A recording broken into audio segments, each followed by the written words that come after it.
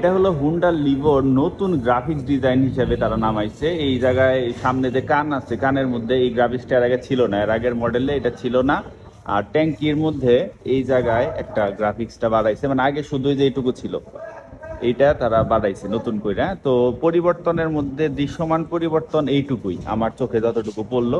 আর তাছাড়া 100% সবই সেম লাগতেছে। আর তাছাড়া দৃশ্যমান পরিবর্তন কোনোটা করেও নাই, কারণ করলে তো অবশ্যই তারা অ্যানাউন্স করতো। তাছাড়া সিবিএস ব্রেক এটা তো আগের আপডেটেই ছিল।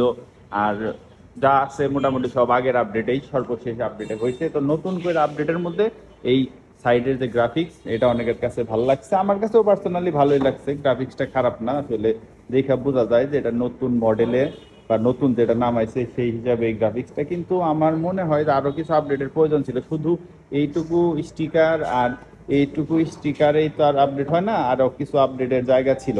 অনেক কিছু আপডেট করলে করা যেত, সুইচ আপডেট করা যেত, ব্রেকিং এ আপডেট করা যেত। বিশেষ করে সবচেয়ে বেশি জরুরি যেটা ছিল আমার কাছে মনে হয়, সেটা হলো যে পিছনের যে চাকাটা। হুন্ডা লিভোর কিন্তু অনেক আগে থেকে কমপ্লেন এই যে চাকাটা অনেক চিকন, বিশেষ করে কাদা রাস্তায় চালাইতে গেলে স্কিড করে। এই স্কিড করার সমস্যাটা কিন্তু এই জায়গা থেকেই হয়। সেই জন্য পিছনের চাকাটা আরেকটু মোটা করলে করা যেত, যেহেতু রিমের সাইজ বড় আছে।